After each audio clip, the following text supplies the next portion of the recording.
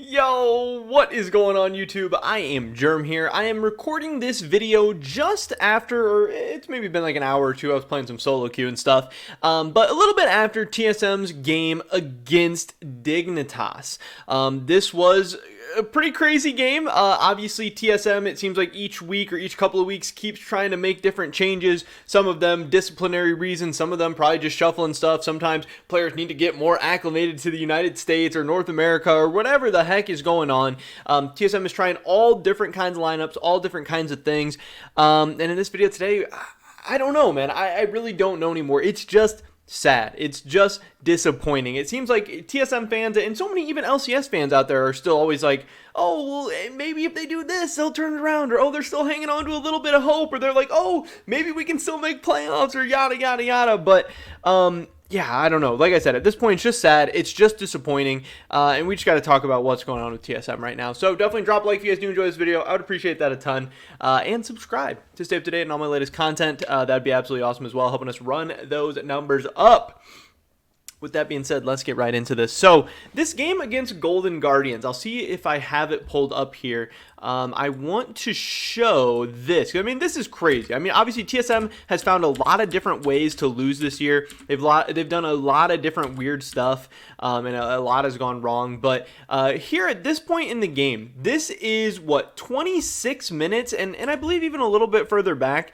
You know, here's 25 minutes. They're up 4,000 gold with Baron, and then 26 minutes they are pushing towards their base. I mean, this is a massive lead to be up almost 5,000 gold, 4,300 gold right here at 26 minutes.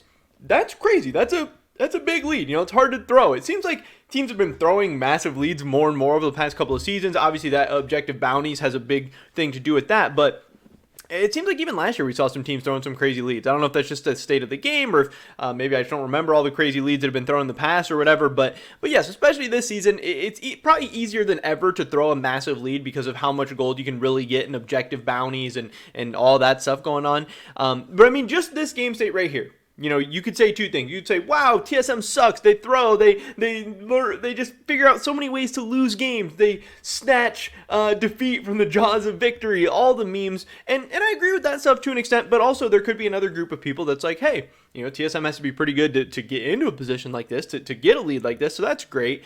And I can agree with that somewhat as well. Yes, maybe there are some good things to build off here. And at the end of the day, TSM has some talent. Speak is the reigning MVP. Tactical is a guy who was just at Worlds last year and overall has been doing pretty well. He's been on some pretty good Team Liquid teams over the past couple of splits. Hooney is a world finalist. There is talent, there is things going on, but to counter that point a little bit, I would say, hey, this is Dignitas at the end of the day. This is Team Solo Mid or TSM FTX or whatever against Dignitas. We shouldn't be saying them getting a 5,000 gold lead or almost a 5,000 gold lead against Dignitas is something to write home about. That, if anything, that really shows you how far TSM has fallen at this point. But again, to find a way to throw a game like this, obviously, they get kind of TP flanked here. Blue pops off on the Akali. Blue actually had a very, very nasty play on the Akali to, stick to take over to Ahri. Is kind of crazy. But, like I said, TSM is finding all these different lineups, all these different things. Like first they had their original 5 with Kaido and Shenny, and they went like 0-4 or 1-3 or whatever with them, and then Shenny gets subbed out. Right at that time they're like, Spica was mostly shot calling, and then the team's like, oh, Shenny needs a shot call, but then Shenny gets in trouble, he gets benched.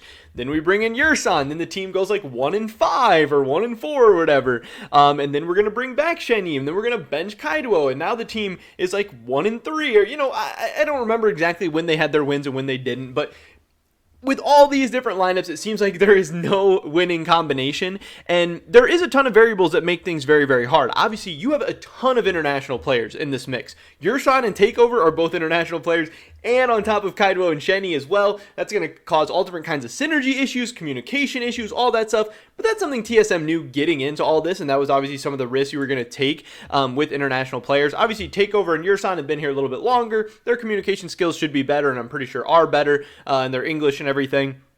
Kaido and Shenny, it's probably still a little bit fresh, a little bit new to them.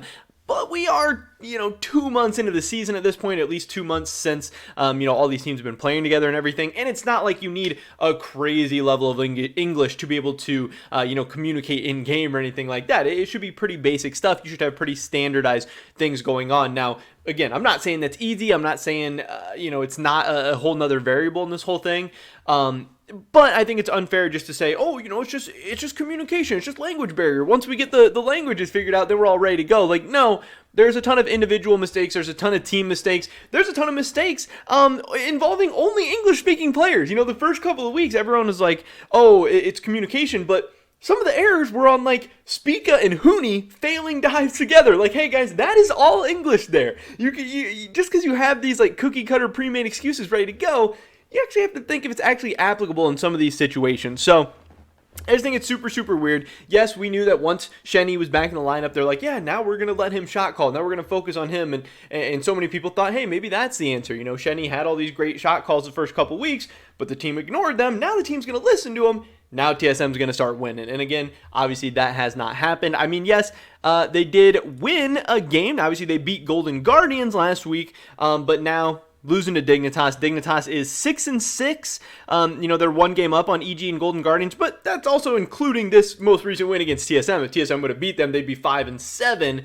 Not that amazing, not that impressive, and they'd be down there right with Evil Geniuses and Golden Guardians, and only a game ahead of Immortals and CLG. And that's the other thing here. CLG. This is the team that Reggie, we're never going to be CLG. I'll sell my house, my car, my clothes, everything before I let us become CLG. Well, right now, at this point in the season, TSM is 2-10.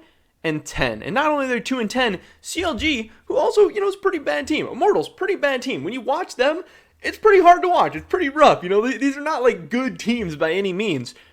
They now have double the wins of TSM. That is embarrassing. That is gross. And again, like Reggie will tell you, like Reggie will brag, which is so psychotic, so insane, and so hilarious. He will brag to you about how he spent $5 million on this roster, how he spent over $1 million on the buyouts for these players. I can promise you, CLG is not spending anywhere near that amount of money on this team to get double the wins of TSM. Now, hey, don't worry, Reggie has his trap card ready to activate. He's going to say, hey, this is a rebuilding roster. This is developmental. This is his 3-year plan. I don't know if step one of that 3-year plan was to finish last place in the first split of 6, but I know that whether he factored in or not, finishing last place in this first split could throw a wrench in things. It could make your 2 Chinese players maybe want to go back home. Maybe they don't want to hang out in North America playing on a kind of discombobulated last place LCS team. That's probably a little bit embarrassing. It's probably not very fun, especially when, all the rumors and stuff about Shenny having a lot of LPL offers. How long is he going to sit here and chill in a 10th place LCS team? You also have Hooney and Spica with expiring contracts. Maybe Hooney will stay if it's the only option, because I don't really know where else Hooney's going to go at this point. But man, Spica, if he has other options, you think he's going to be, one to stay around TSM for too long either? I don't know, but this is pretty crazy. And I was watching this game, thinking, hey, maybe TSM is going to do something. It looks like they're in a pretty good spot. Again, 5,000 gold lead, almost 5,000 gold lead with Baron at 25 minutes. That's a pretty hard one to lose, but once again, TSM just kind of finds a way to do it in TSM Throws So Much fashion. Really, really sad. For a while it was funny to make fun of them, and I liked playing into it and liked, giving them all the jokes, because, hey, TSM and all their team, whatever, they've been making fun of people for years and years and years, and I've been a part of that, when I was rooting for TSM and all that stuff, and I think that's fun, but if you're gonna, give it, if you're gonna dish it out, you gotta be able to take it as well. But at this point, it's kind of getting old. It's kind of getting sad. It's really not fun anymore. Like, this team is sad and sorry to watch. And it feels like, I don't know, like bullying them to like even make fun of them or point out their errors and mistakes at this point, because it's so disgusting. But again, I've been saying this stuff since the offseason. This roster was just a bad idea on paper. It had so many ways it could go wrong, and we're seeing, a lot of those ways. Also, another disgusting thing is, yes, TSM is dead last in the LCS, and they are still currently dead last in Academy as well. That is with Shenny playing some games in Academy. That is with Kaido playing some games in Academy. Your 7-figure buyout Chinese LDL superstars playing some Academy games as well, and your team is still last. You have the worst LCS team, the worst Academy team. You have altogether the worst LCS organization currently. And that is an absolute recipe for disaster. And when CLG did that very same thing last year, everyone was memeing on them. TSM, their fans, their team, their management, everyone else included. But now if you do it, you're a hater. Now if you do it, you're an idiot. Now if you do it, you're not believing in Reggie's 3-year plan. You're not trusting the process. Yeah, I'm not buying that. That's not what I'm doing. Hey, I'm going to call it how I see it. TSM sucks right now. Their LCS team, their academy team, top to bottom, everything is an absolute disaster, and some big changes need to start coming. Now, do I think big changes are going to start coming? I don't know, because I also know that Reggie and a lot of those guys over there have massive egos, and they don't want to admit they were wrong. They don't want to admit this was a horrible idea. They don't want to admit that they wasted $5 million on this roster. They would rather see it out and say, hey, we'll see how this plays out in 3 years. And I think that's crazy.